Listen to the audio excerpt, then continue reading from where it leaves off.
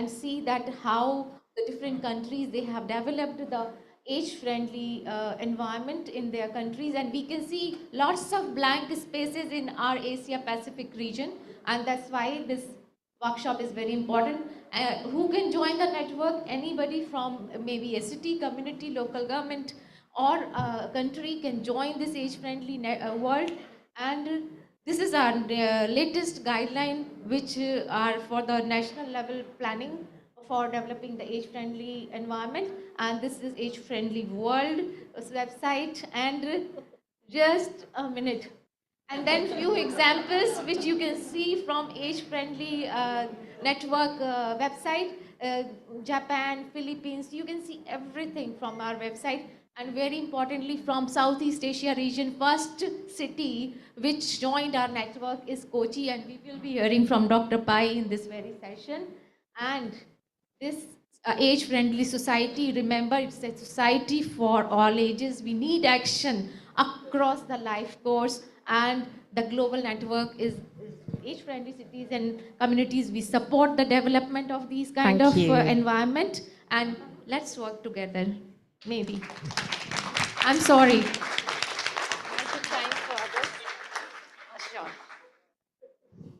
Thank you so much. A whistle-stop tour and a wonderful introduction.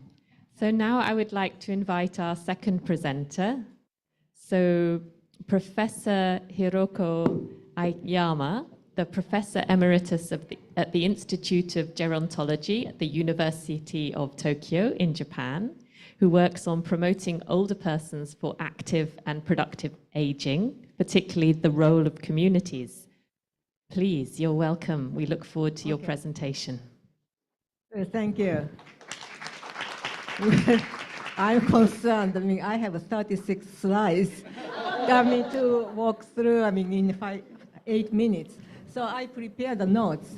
Please, I'm going to just stay closely with the note, so I can finish in 8 minutes. Okay. Well, yesterday, I reported, one of the let me see. Oh, here, this one. No, that's okay. Well, yesterday, I reported one of the projects we're working in this intervention study of redesigning communities for age society in Kashiwa City. The Kashiwa is the name of the town. And I talked about the working places for the Second Life project because the session was about productive aging.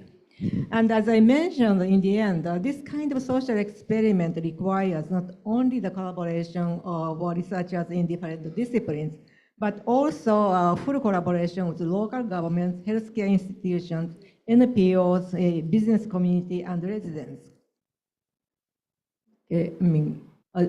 These are major projects. And according to the government report, half of the babies who were born in Japan 2007 are expected to live age 100 or longer. Okay, so it's hard to believe, but now we are talking about 100-year life in reality. There are many challenges and opportunities. 100-year life society is a gold mine of innovations. We felt we need a platform for open innovation. And in Kashiwa study, we learned that the ordinary citizens are aware of challenges and opportunities in 100-year life society. They also have the ideas for solutions. And one strategy of open innovation is a living lab. It is a user-centered open innovation platform within the public-private people partnership. It goes through the process of co-creation, exploration, experimentation, evaluation of innovative ideas, concepts, and related technological artifacts in real-life use cases. Such use cases involve user communities not only as observed subject, but also as a source of creation. In my view, this is a crucially important infrastructure for promoting technological and social innovations. And 7 years ago, we launched a living lab in Kamakura, a city 50 kilometers away from Tokyo. We call it Kamakura Living Lab. And the core members of Kamakura Living Lab are Kamakura citizens, more specifically residents in one area of Kamakura city where almost 50% of the residents are age 65 and older. And the Kamakura city government, various sectors of company, and the University of Tokyo. This is the very first project we took up 7 years ago to address the needs of community residents. First, we held 3 workplaces for different age groups of the user community, one with young residents, another one with middle-aged residents, and then a retired group, and discuss what is the most important issue in this community. Surprisingly, the 3 groups came up with the same top priority issue. That was they wanted to be a community young people wish to live. So we set it as a priority issue. Then we did a brainstorming about solutions. The community, government, university, and industry members bounced ideas off. And we ended up with the goal of transforming the town to an ideal community for telework or remote work. The town is not convenient to commute, but a lovely town within a historical city near the beach and a lot of greens. This was about 3 years before the COVID-19. In the next phase, we discussed action plan. Among a number of ideas, we made 2 action plans to start. The first plan is every house in the community will have a nice home office. At that time, I had an idea of quickly going through the PDCA cycle of a living lab and put the product out to the market within a year, because I wanted to make sure living lab PDCA cycle works in the Japanese context. Responding to my request, the workplace design company proposed to co-create furniture for home office. This is a picture of members from 4 stakeholders talking if they work at home, where they would work, how different in working in the office and home, the good things and downside, and what kind of furniture and equipment they want to, and so on. And we analyzed those workshop data and came up with 3 concepts. Any place, secluded, that they want a private space, and on and off, and they want to draw a line between work time and private time. Then the designer of the workplace design company draw a rough sketches of home office furniture based on the 3 concepts. The first, they made a cardboard mock-up model. The members were checking various aspects of the furniture and making suggestions for changes in the size, height, depth, and shape, and so on. This one by putting PC on the desk and still making suggestions for improvement. Drawing the same, those suggestions of potential users, the company made improvement. This is a prototype of the furniture based on and off concept. Oh my God, okay. Let me just go. Okay, so this is a home use test. Okay, I think we asked the residents to use this a prototype at home for months, and they pointed out the problem we did not notice, and we saw them using the furniture in unexpected creative ways. We learned quite a lot from the home use test. And we had open lab day in the community the center and presented the progress in the living lab. Surprisingly, many residents attended this another surprise, attended events. And then another surprise was designer of the company planned to explain the co-creation process step by step. But one of the community residents who was asked the quick comments on his participation explained the whole process. Obviously, he was deeply committed. Okay. Okay, can I just go for 1 minute? Yeah, okay, but okay, let's just go to, because I want to talk about this. We are trying to making this, okay, this is the last, I want to go to the slide. Okay, so now, we are they working on the larger project, meaning they solve the big issue, and then that is a new way of the designing and also the managing the city parks, 300 city parks in the city together with 4 stakeholders. Thank you.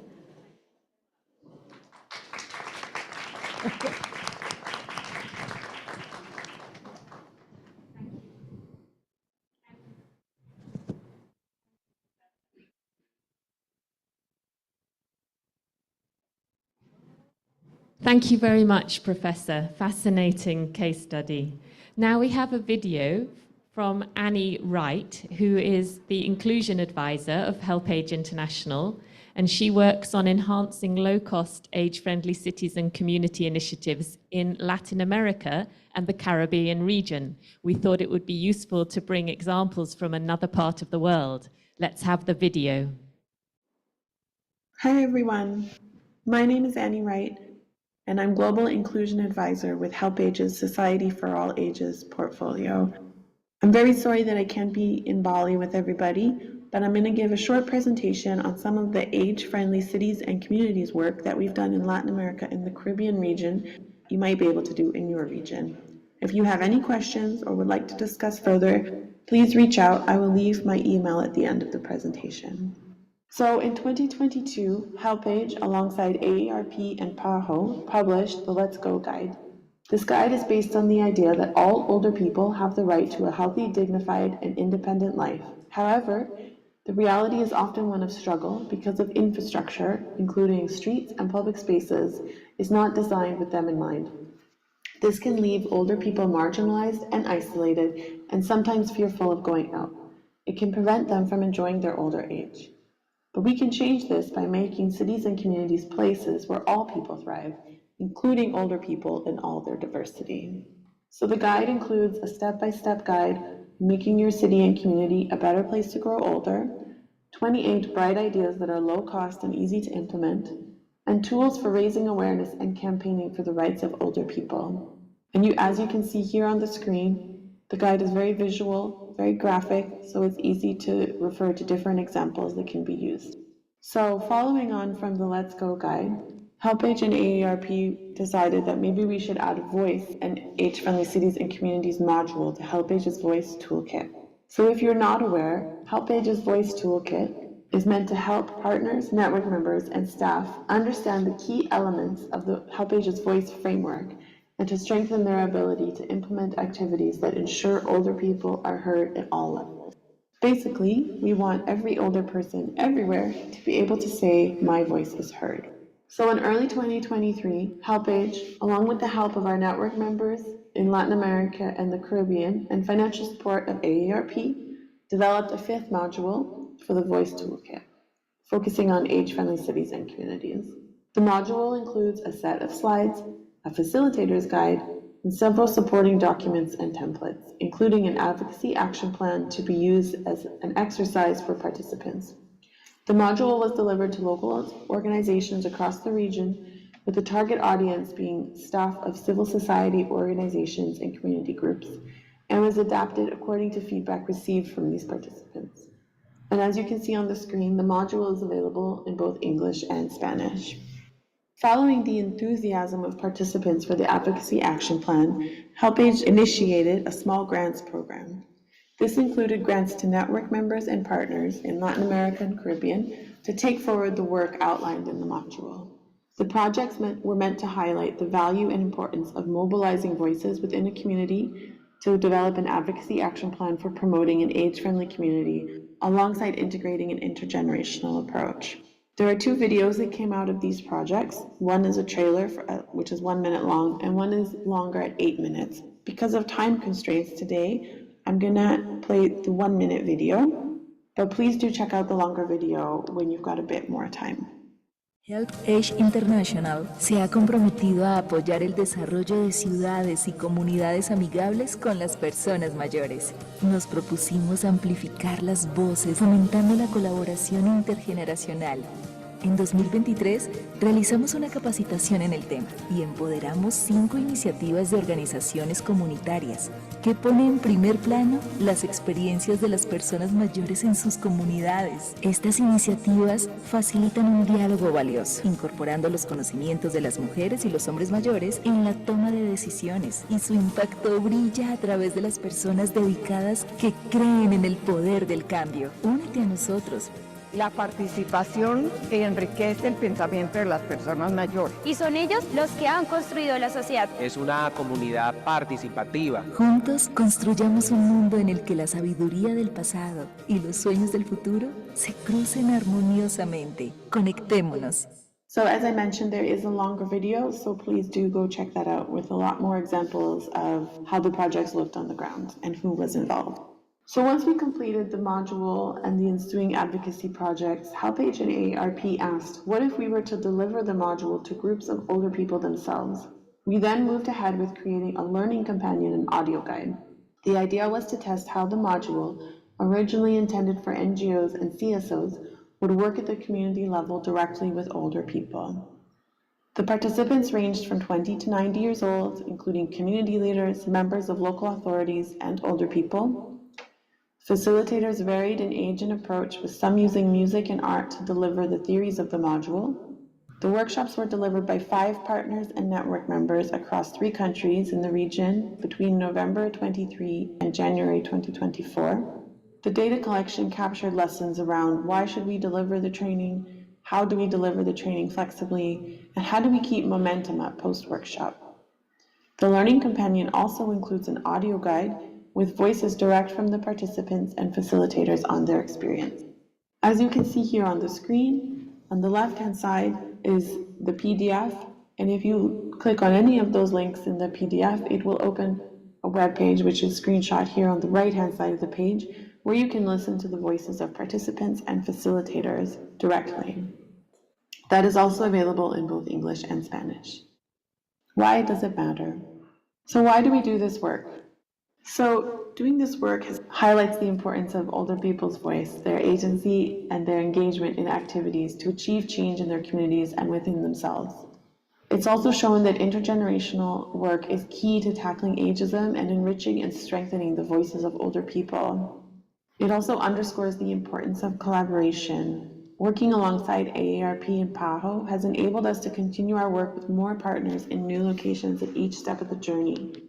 And sharing the work of our partners can inspire other older people's associations and HelpAge network members and partners to engage in age-friendly cities and communities initiatives in other geographic areas. I just want to say that there are some lessons from the guide, but I don't have time to go over them today, so please do check out the Learning Companion if you'd like more information on that. Please just get in touch. I've put my email address here, so feel free to reach out if you have any questions at all. Thank you so much.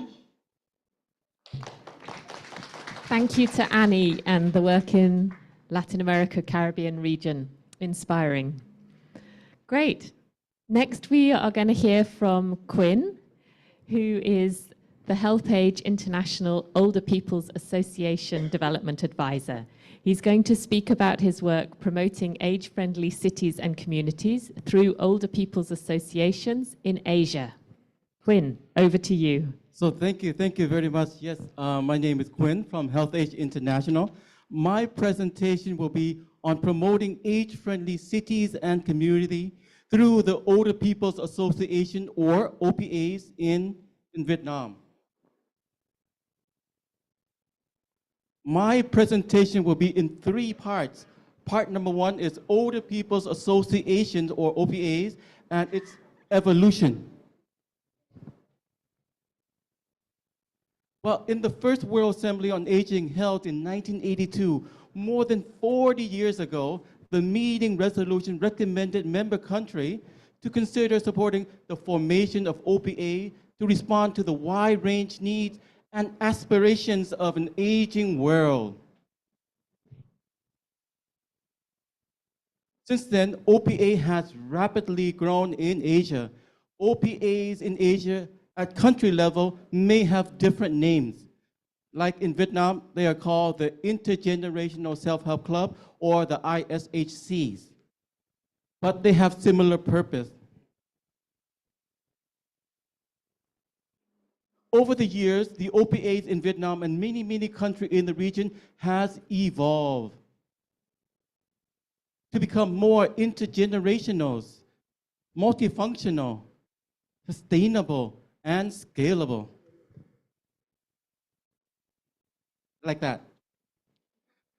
Okay, and then, which has led to greater buy-in, more sustainability and scalability. Like in Vietnam now, there are 7,300 groups in 7,000 villages.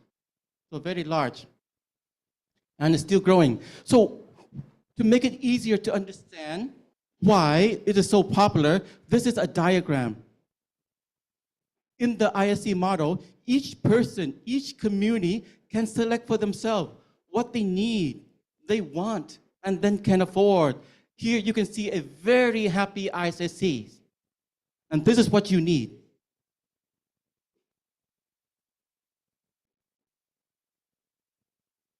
So over the years, the ISC has become a strong and very popular foundation for communities and country with very limited resources to promote more inclusive, attractive, appropriate, affordable, and sustainable development. What is built on top of the ISSC will continue to grow, even after the funding ends.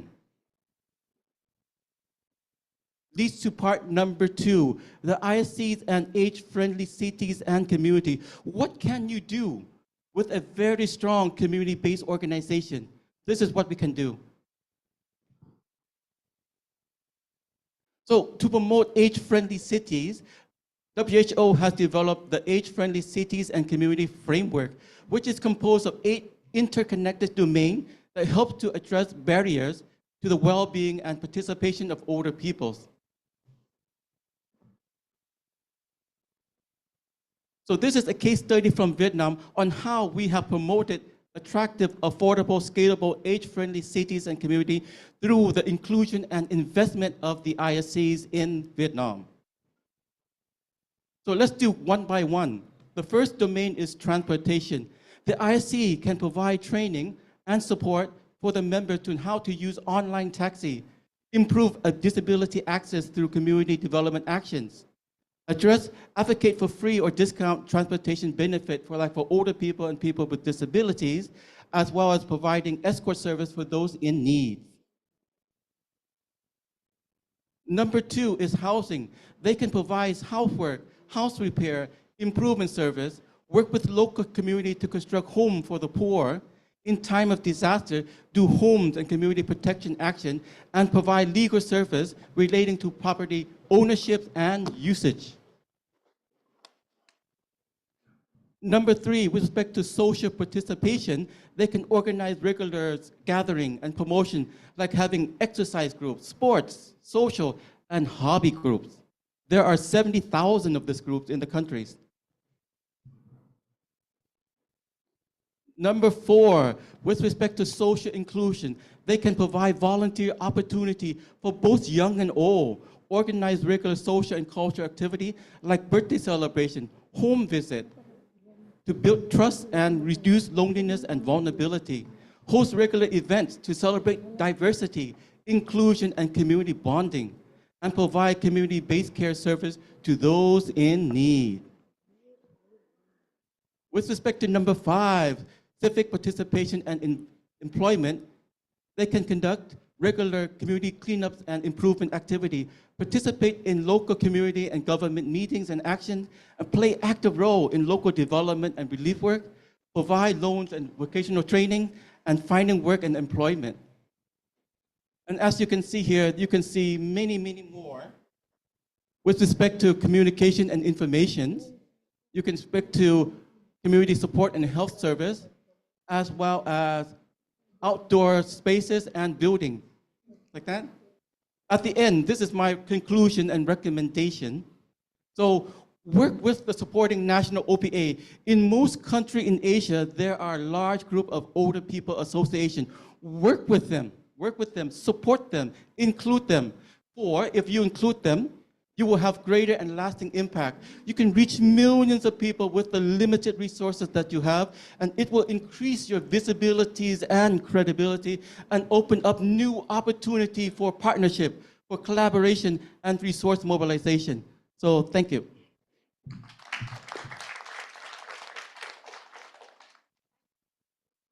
Thank you so much, Quinn. So much experience there to build on. And now we're going to return to India. I'm going to invite Praveen Pai, who's the focal point for the age-friendly city of Kochi, to share the experience from there. Dr. Praveen is a distinguished professional specializing in geriatric medicine, gerontology, and public health. Praveen, you're very welcome.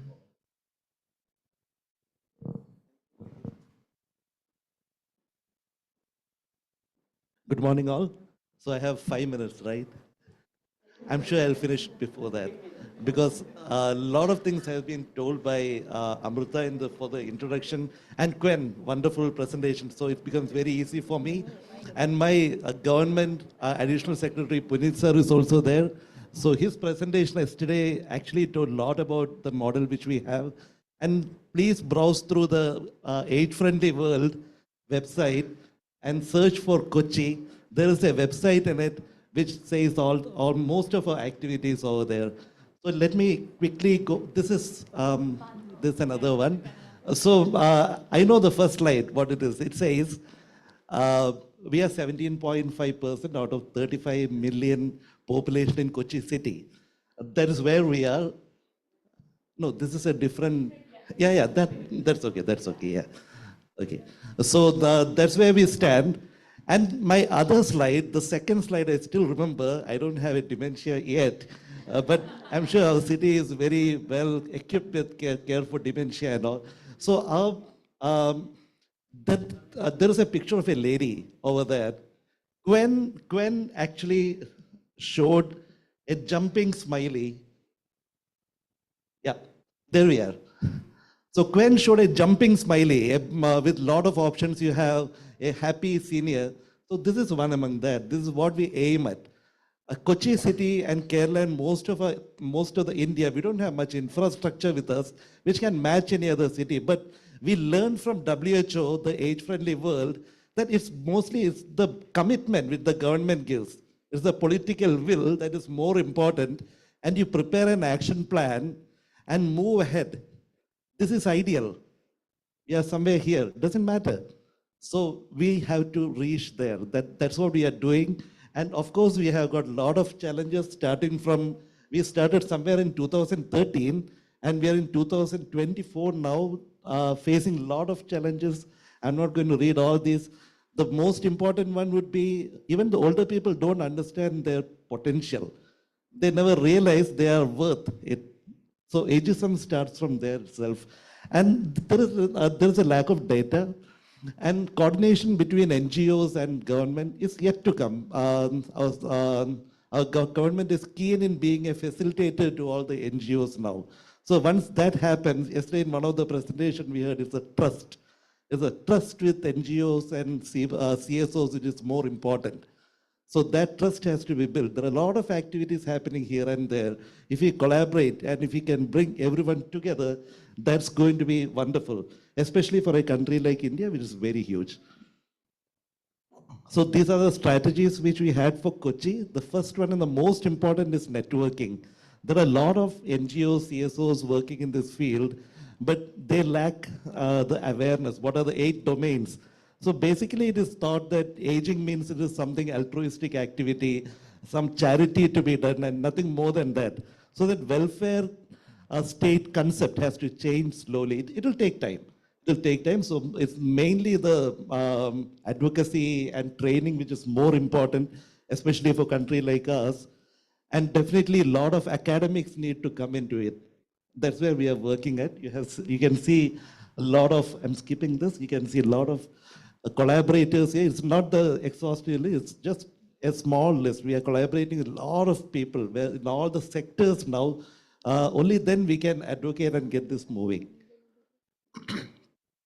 I'm not going to read through all these things. I'll tell you the most important thing would be the intergenerational activities. And wherever we have a program, we do make sure that all the generations are involved, just for awareness sake.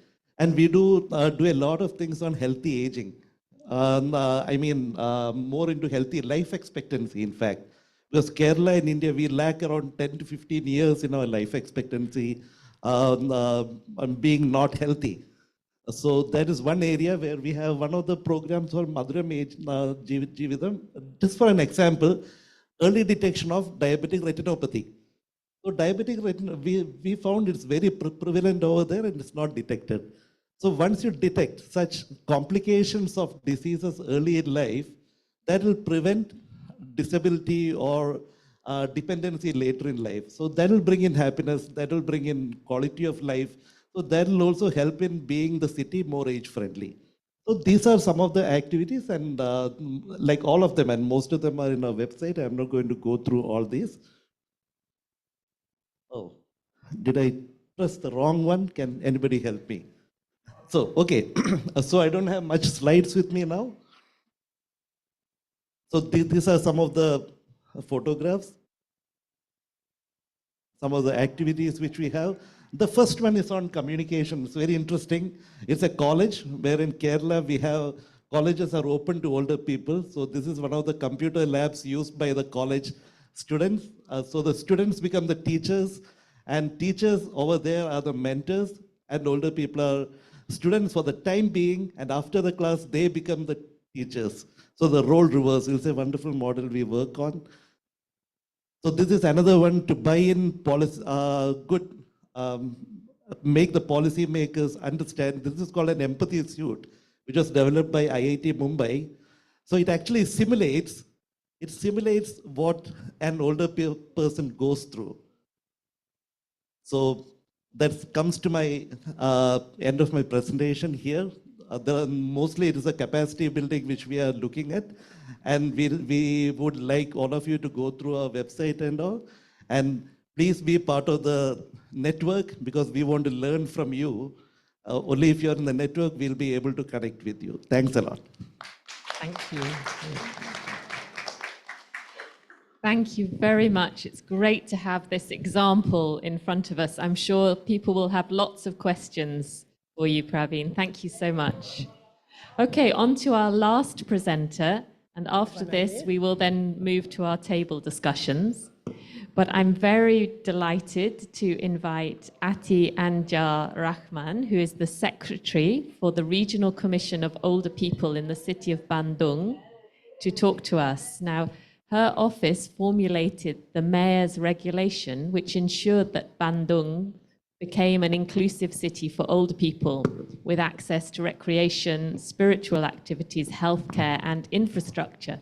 So we're really looking forward to your presentation. Thank you. Bismillahirrahmanirrahim. Assalamualaikum warahmatullahi wabarakatuh. Saya mungkin akan menggunakan bahasa Indonesia. Saya adalah sekretaris dari Komisi Daerah Lansia Kota Bandung. Bandung adalah bagian dari Provinsi Jawa Barat. Okay, my name is Ati Anjar Rahman. I'm the secretary of the Bandung City Elder Commissions. Bandung is part of West Java.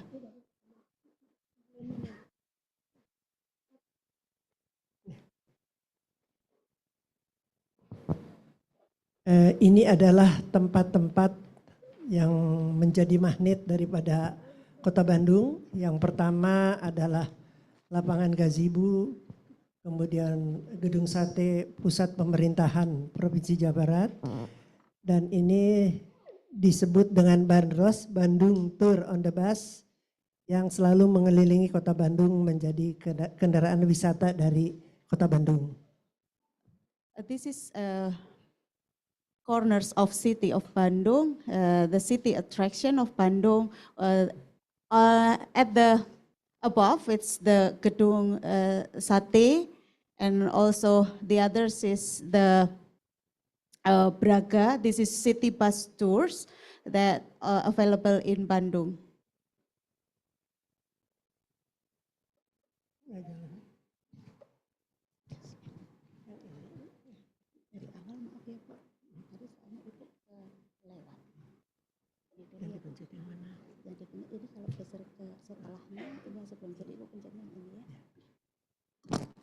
Kota Bandung ini adalah salah satu kota yang terletak di Provinsi Jawa Barat yang mempunyai penduduk sebanyak 2.579.837. Kemudian Kota Bandung ini terdiri dari 30 kecamatan dan 151 kelurahan. Data ini adalah data tahun 2024. Kemudian Kota Bandung adalah dari jumlah penduduk tersebut 10% penduduk adalah terdiri dari lansia dan kurang lebih berjumlah 257.983 dan dari jumlah 257.983 tersebut yang 104.000-nya tidak tercantum di sini adalah lansia yang non potensial. Dan mohon maaf ini ada kesalahan, angkanya bukan 880.000 tapi 330.000. Okay, she's apologizing. So all that she said was in the slides, but she apologizing for the mistakes. It's not 880,000, but 330,000.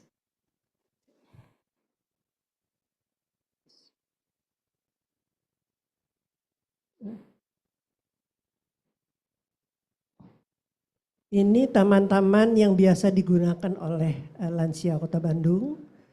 Baik untuk kegiatan olahraga, kegiatan pertemuan, maupun untuk kegiatan-kegiatan lainnya.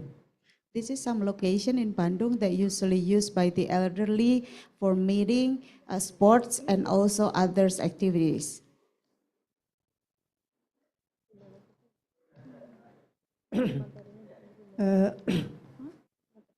Kemudian daripada masalah Komisi Daerah Lansia Kota Bandung ini berada di bawah Departemen Sosial, kemudian pada tahun Departemen Dalam Negeri, jadi Komisi Daerah Lansia ini dibentuk berdasarkan SK Menteri Dalam Negeri nomor 60 tahun 2008, di mana dibentuk untuk seluruh kabupaten, kota, provinsi se-Indonesia. Kemudian dilanjutkan dengan surat keputusan daripada Wali Kota Bandung yang nomornya tertera di situ untuk membentuk Komisi Daerah Lansia Kota Bandung. Dan selanjutnya dari SK Wali Kota tersebut diturunkan menjadi SK Komda Lansia mengenai susunan organisasinya. Jadi di dalam SK Wali Kota yang diterbitkan, anggota dari Komda Lansia yang menjadi ketuanya adalah ex officio Wakil Wali Kota Bandung. Demikian juga untuk kabupaten kota seluruh Indonesia yang menjadi ketua Komda Lansia. Untuk provinsi adalah Wakil Gubernur, untuk kabupaten kota adalah Wakil Wali Kota dan Wakil Bupati. Demikian. Okay, so mostly what she's been saying is on the slides, but she also mentioned that the leader of the elderly commissions in a province is the vice province leader, and then the next leader is the vice mayor of the city.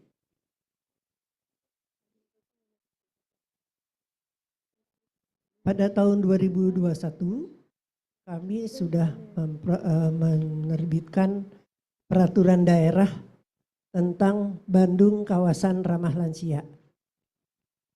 So the Bandung City Regulation about age city friendly has been started since 2021.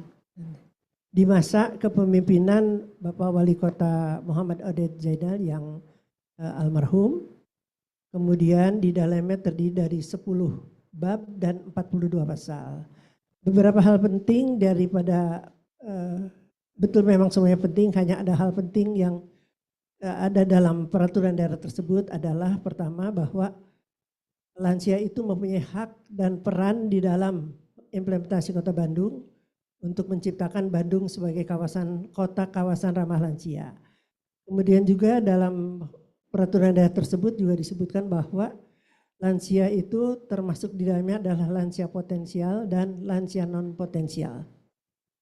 Okay, she mentioned about all the things about the regulation, but she highlighted that the elderly, the most important is paragraph 2, that the elderly have the rights and play a role in the implementation of Bandung as age city friendly. And the elderly is not just for those who are potential, but also for non-potential elderly.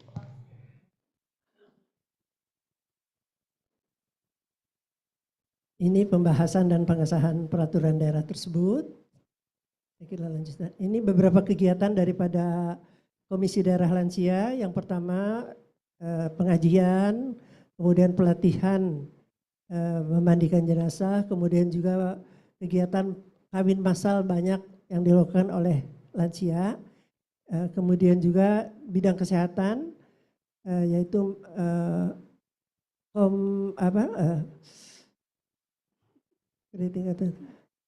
Puskesmas lansia di Kota Bandung berjumlah 80 dan semuanya sudah ramah lansia dan mereka diprioritaskan untuk diperiksa. Kemudian juga latihan-latihan lainnya untuk lansia. So in these pictures is the activities that has been conducted for the elderly committees from religious and spiritual and also health. In Bandung City, they already have 80 puskesmas or public health center that is age friendly. Tambahan jumlah posbindu sudah 1.510. And they also have 1,500 of integrated posts in village.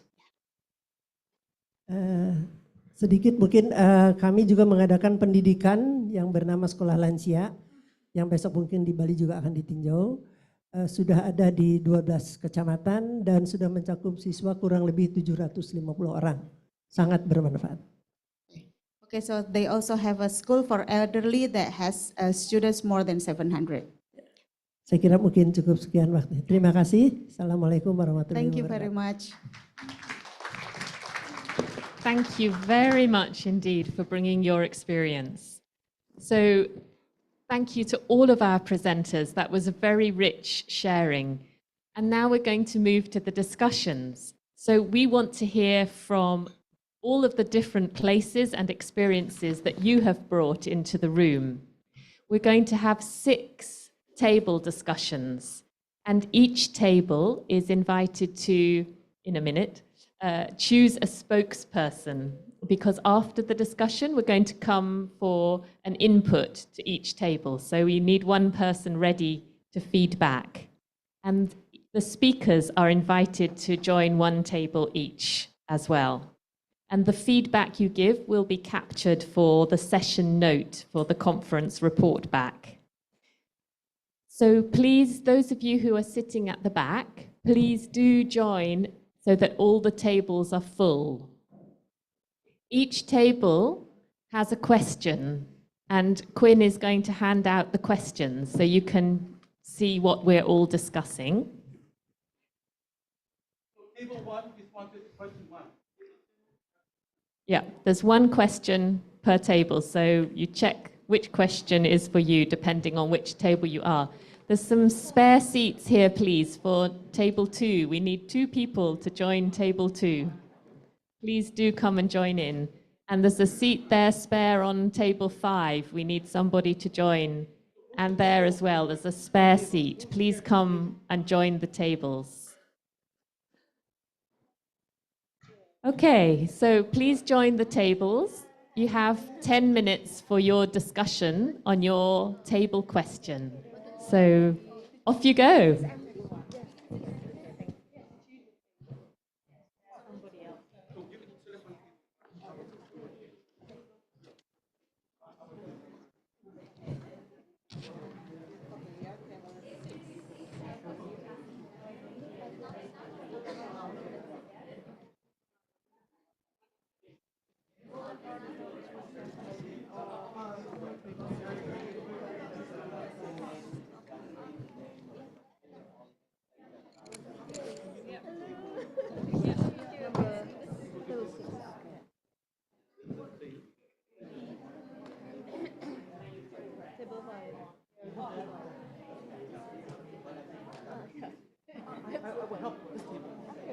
I will join you.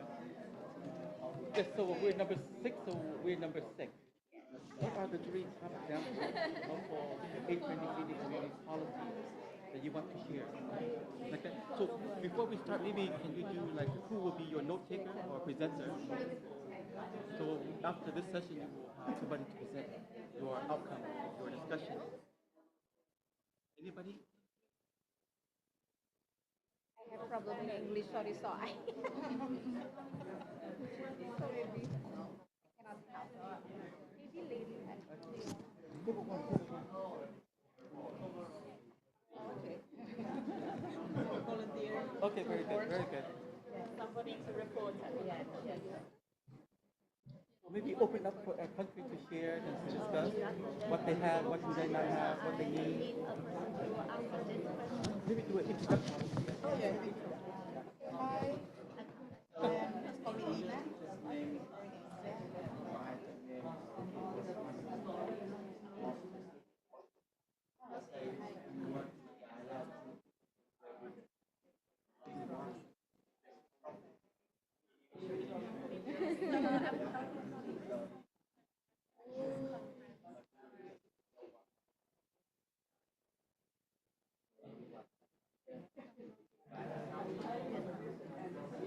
Ministry of Health.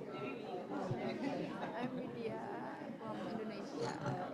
This is my institution.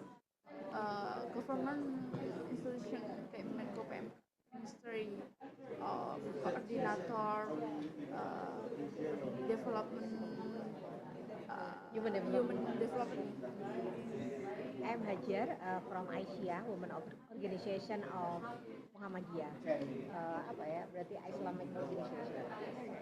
Thank you. Hello everyone, I'm Kyla, part of the COSIC Coalition. One of the largest coalition.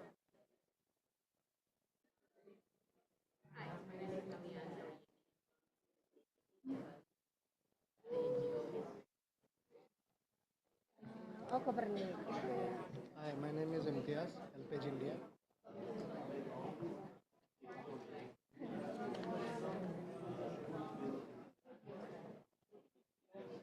So the question is, what are the 3 examples from our country for helpful age-friendly cities and community policy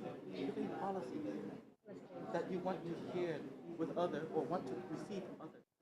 There's many countries that have policy already. What do you lack? What do you have to share?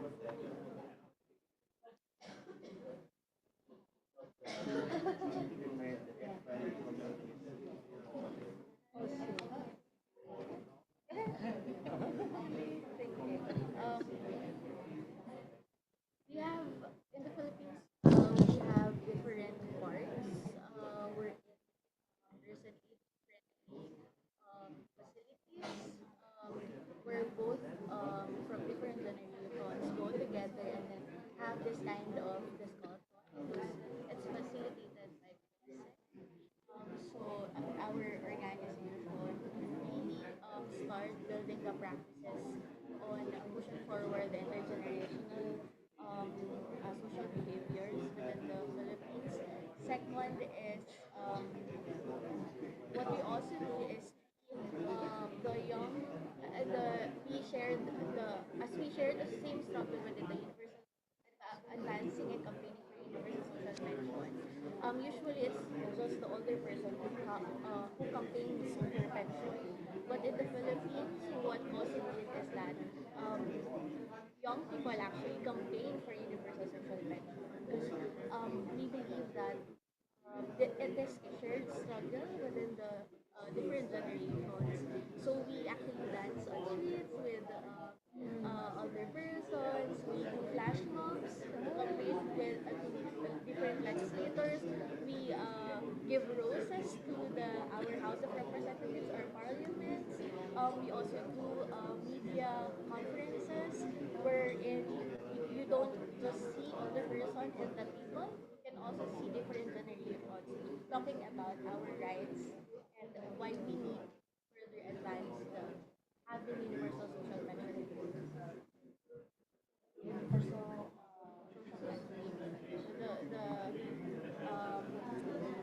the intergenerational approach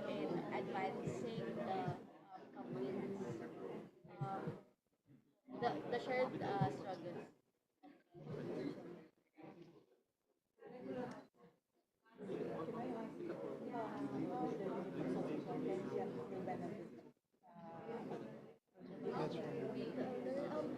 Right now in the Philippines, we only have the pension. It's the yearly support. It's a monthly support of the government to the poor. For elderly. But what we want is to have the universal social pension working. Because the problem in the existing law and the pension is that the definition of the poor is very outdated. The current state of what poor is. So what we want is to log the universal social pension. It's have a larger amount from the 1,000 pesos. It will be 1,500 pesos. And here we can actually provide to 10 million senior citizens all across the world.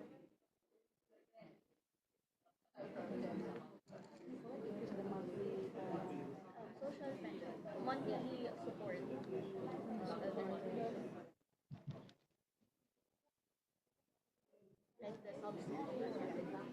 Like the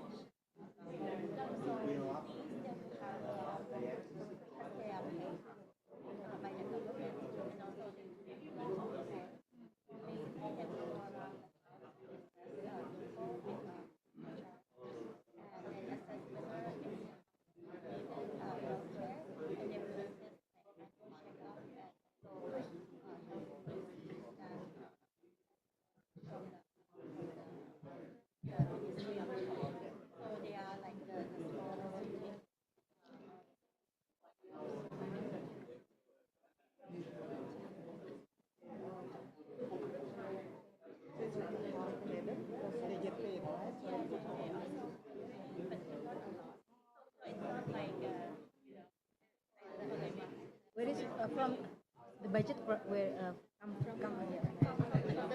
From the government, yeah. Okay. Yeah. Actually, we have the same healthcare part. In the Philippines, it's called PhilHealth. Yeah, it's the same thing.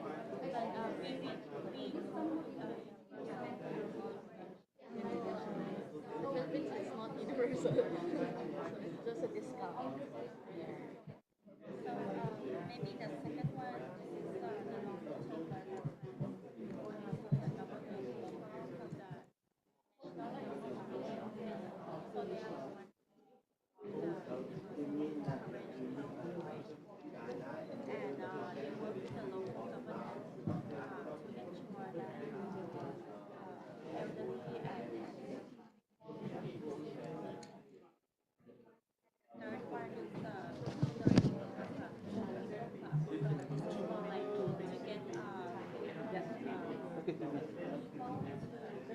Just to let you know, 3 more minutes, 3 more minutes to finalize your stuff.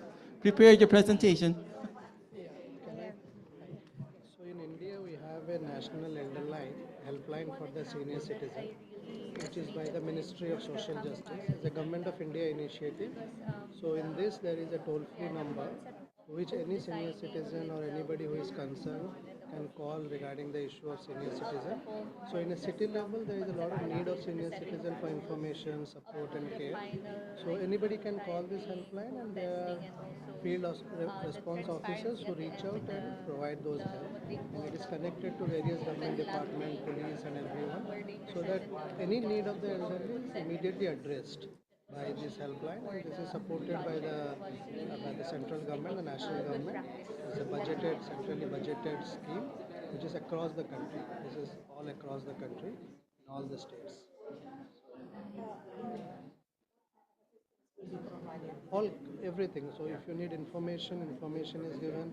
You're facing as elderly abuse, you're facing abuse, you're facing threat, you have health needs, you need an ambulance, you need to connect to pensions, government schemes, all sorts of assistance is provided, and it is on a time basis. There is a turnaround time for each of them, and the agency who is running is basically supposed to complete it within 24 hours or 30 hours. So every activity has a timeline, so it has to be closed. So it's a very proactive call center based response system for the elderly across the country. And it's a Government of India initiative. It is. The number is 14567. 14567.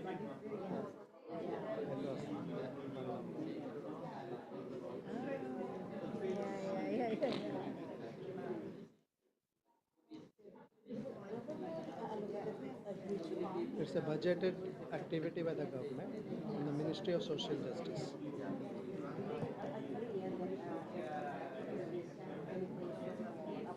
The agency, implementing agency. 6 days. 6 days. Collaboration between embassies.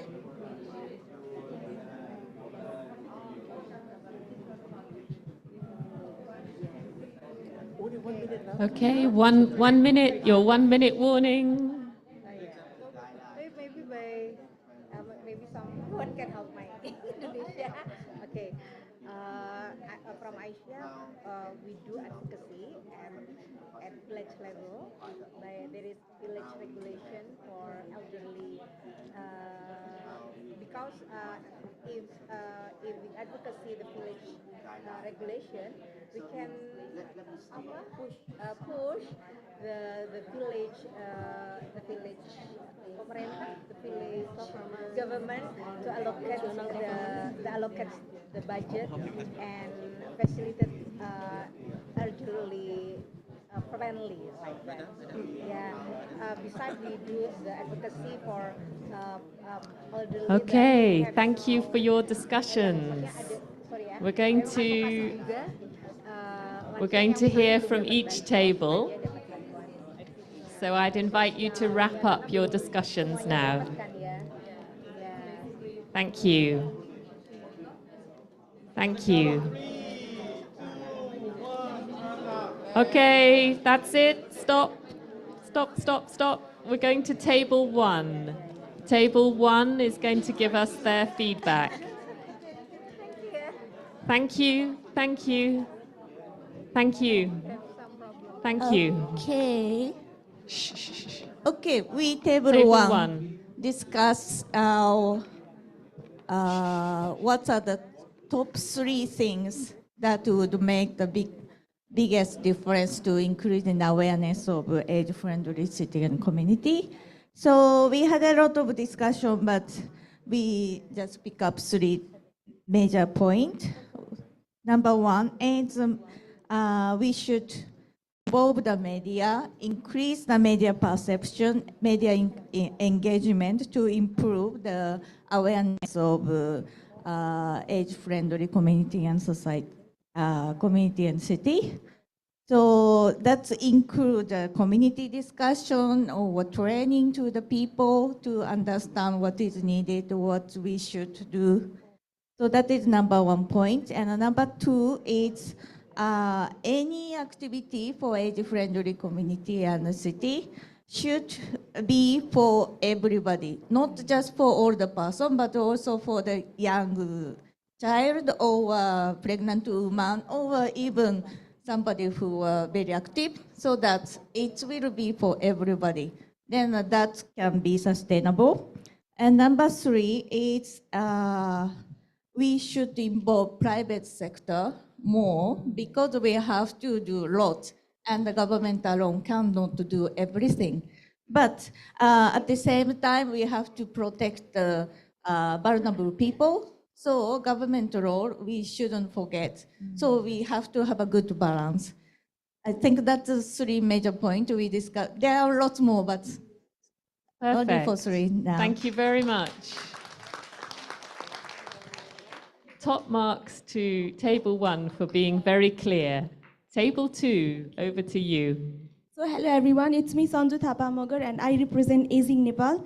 So we have question number 2, which is what are the top 3 things that would make the biggest difference to increasing decision makers buy into AFCC? And there are so many discussion we did and we came out with 3 major points. That is, number 1 is community awareness and engagement. So it's really important to engage to aware the communities people, not only the older people, but stakeholder, academicians, policymakers, and everyone. Similarly, we have to engage them in each and every step to generate the demand. Also, we have to make them aware. So number 2 is resources. We are not talking about the financial resources, but also technical. We need experts and we need stakeholders. Stakeholders should be on board so that we can take any kind of initiative. Similarly, government should be the leader of any kind of initiative for the sustainability. And we need regulatory framework, policies, and system. And last one is best practices. We need best practices or evidence to do such kind of initiatives within community and outside of the community. After piloting some kind of initiative, we have to scale up it according to the useful or usefulness. So learning and sharing must be there to keep the movement sustainable. So this is what we discussed. Is there anything that I would like to ask my member to add? That's perfect. We can come back again after. So thank you very much. Well, very good, table 2. Moving to table 3. Yes, thank you. Our group have discussed and come up with 3 most important. The first about the policy and the guideline and how to support the disadvantaged, the OP, so they can really have a special support. The second one is the guideline toolkit and also the evidence to build up the age-friendly facility. And here we would like to point out the facility in terms of the community age-friendly tourist site, particularly about the temple, how to accessible by the OP, and the age-friendly health facility, how to provide the age-friendly service to the OP. And the third one is the guideline on coordination and collaboration between the OP, the citizen in the community, and also the academy, and also the NGO and CBO and another organization in the community. Yeah, thank you. Thank you very much. Thank you. Yeah. Table 4. Okay, I'm Cindy from Directorate Food and Agriculture Bappenas. I will resume our discussion in this table. The top 3 materials that we need to progress in AFCC work is, the first one is we need the integrated database about the elderly people, because in Bandung, the database is still separated. And the number 2 is we also need the specific policy that include the elderly as a part of the regional development. And also we need the specific policy to encourage the diverse needed from the elderly people. I think that's the resume of our discussion in this table. Thank you. Terima kasih.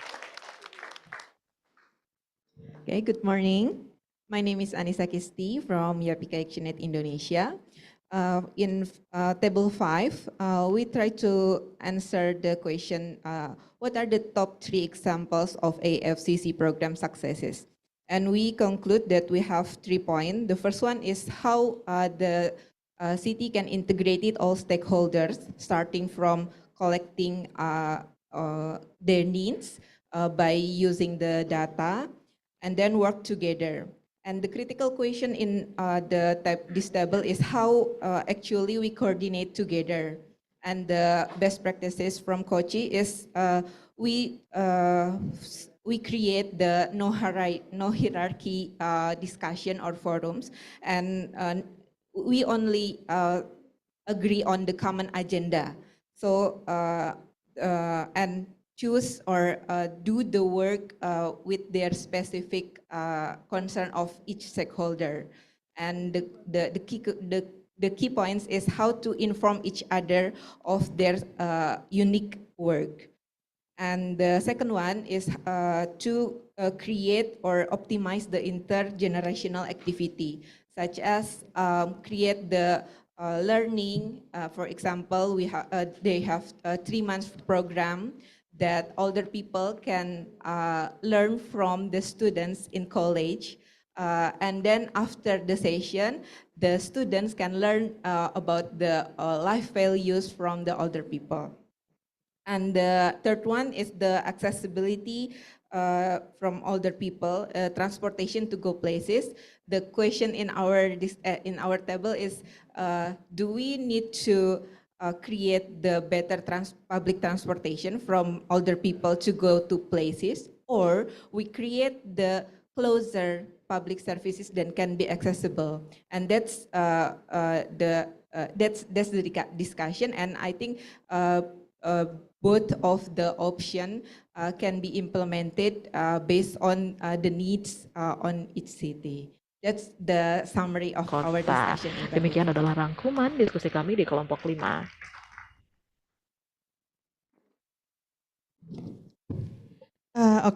We are from table 6. So the three policies that we highlight, one is the universal health coverage. The highlight is the program bring the services to the elderly home. So it gives the access to the elder who cannot go to access the services. And then the second one is the National Helpline for Senior Citizens. The highlight is it collaborate closely with the local CSOs, and it providing services for emergency response, such as like abuse, need health assistance. And the third one is the universal pension. For example, in Kenya, it is for the people with age 71 and plus, and for that has not in formal employment.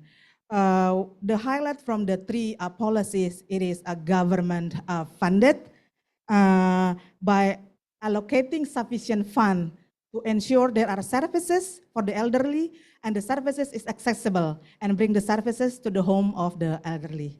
Thank you.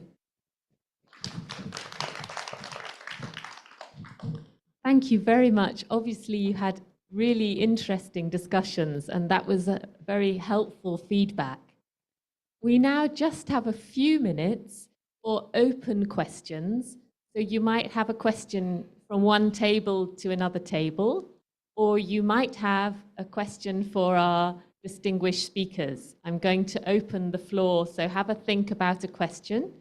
And I know we had a colleague here from China who had some questions she wanted to ask. So I think we'll come to her maybe to start. Maybe not, she's got a call. Okay, somebody else got a question they would like to ask. Meredith, over here. Please. Thank you for the excellent presentations. I had a question, an open question, but maybe specifically for Dr. Amrita and Dr. Praveen. Yesterday we had a session on climate change and heat stress, and it was really emphasized heat action plans.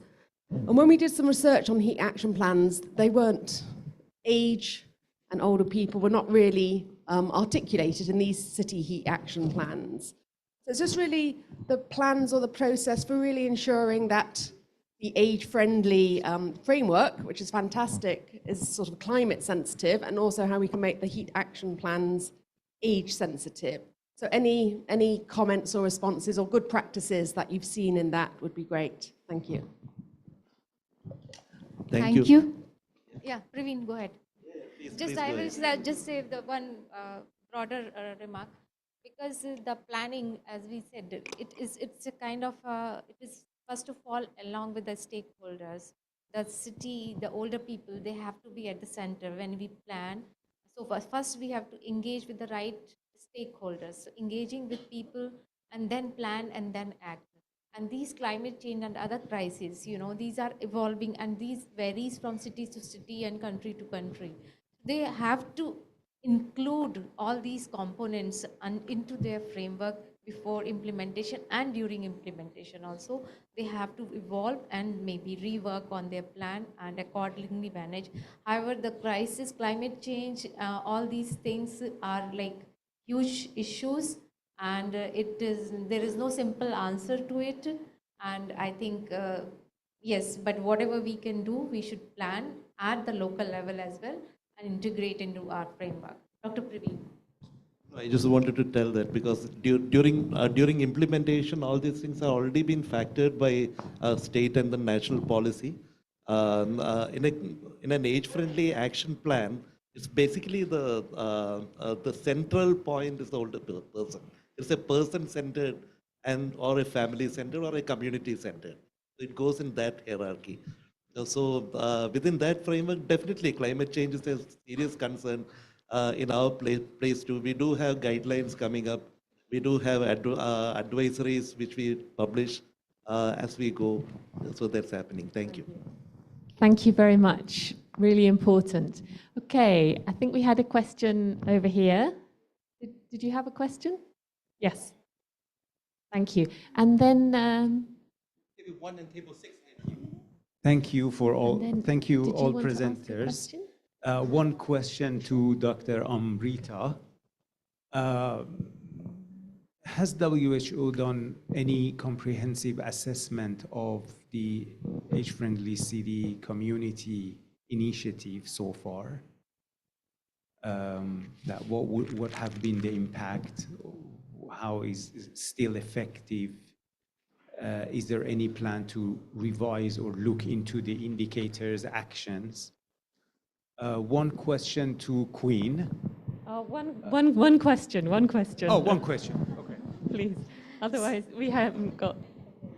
Thank you for your question. And WHO, basically this network, if you go through and how do we evolve through this developing age-friendly city or community, it is like we engage, plan, act, and monitor. So monitor and measuring the progress and sharing the success or learnings is the key integral part of this age-friendly cities communities network as well as guidelines.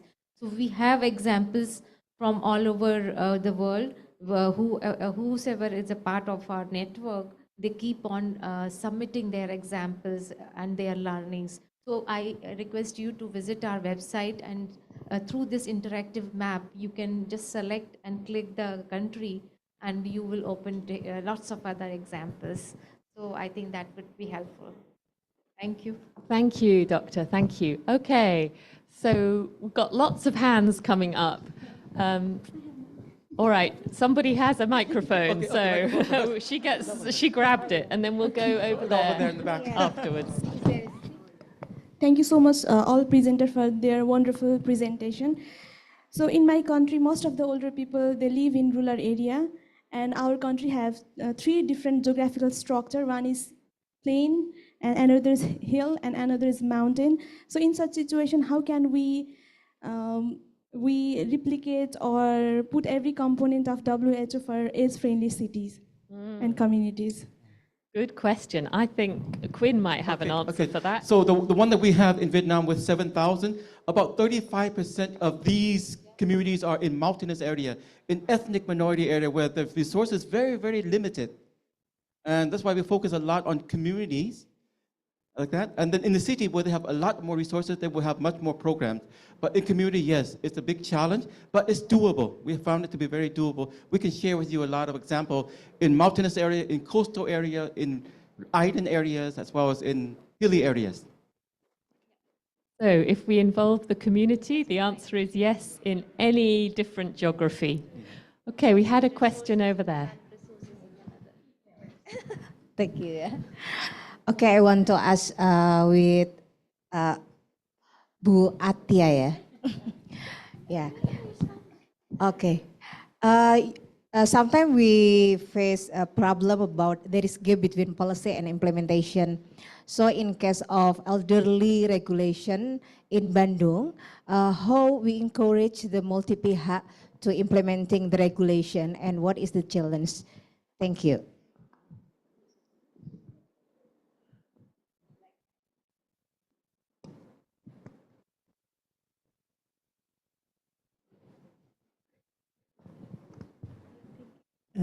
Terima kasih.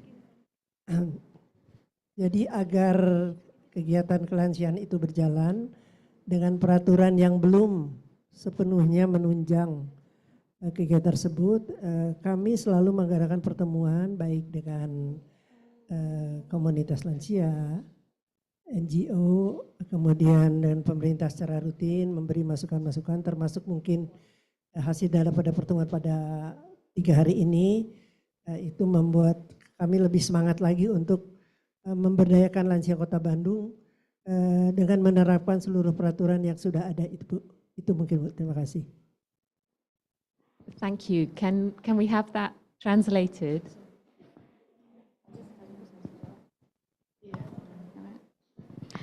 So in Bandung, Ibu Ati, to encourage the multi-stakeholder participation, they are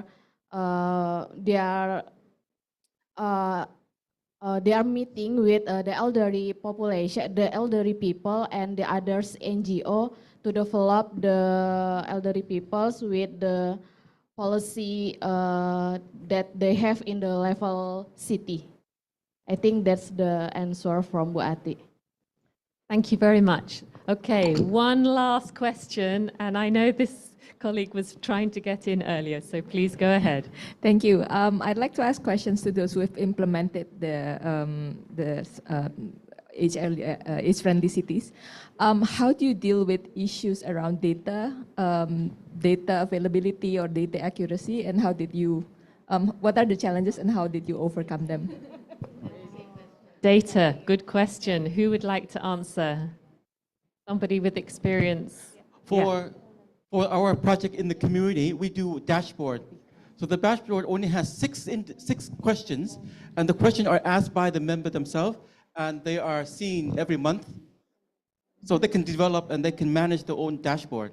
Make it simple, make it effective, make it localize it. So I think that is what we've done for our 7,300 communities. Like that. Just a broader comment on data. Actually, as per our recent progress report on the implementation of the Decade of Action Plan, data was found to be the weakest link. So most of the countries are lagging behind in terms of data for older people, both cross-sectional as well as longitudinal survey. And we really need to strengthen this point, and the countries, the member states, they have to come forward and invest in this area to strengthen this. Thank you. Thank you very much. That has been a very, very rich morning. I've really enjoyed hearing from all of you. There's so much experience. So I'm going to wrap us up now. Please, can we have the speakers stand and a round of applause for the speakers, please? Thank you. Thank you all. They were excellent presentations, and in a minute we will have a break, and I'm sure that many of the participants will want to follow up one-to-one. And now can we have a round of applause for all of you, for all the experience you have brought. Very, very rich. So again, please do continue to talk with each other in the break. And when you go to the front, there are exhibition stalls, and on the HelpAge International, the stall, the stand, there's lots and lots of information about age-friendly cities and communities with a QR code. So you can download materials, guidance, guidelines, videos, policy, all of the materials are available. And Quinn has put the QR code, so please. 60 document. Please scan those. Click what you want. Click what you want. Yeah. So let us go forward and create many, many more age-friendly cities and communities so that when we gather again, that map will be full of pointers. Let's do that together. Thank you very much. One last word. Thank you, Alison, for moderating this session so gracefully, and all the organizers, especially Gwen, Varali, and Poppy. Yes, and Helpage International, all the colleagues and audience. Thank you, participants. It was a very good participation from all of you. Wonderful start of the morning. Thank you very much. Have a good day ahead.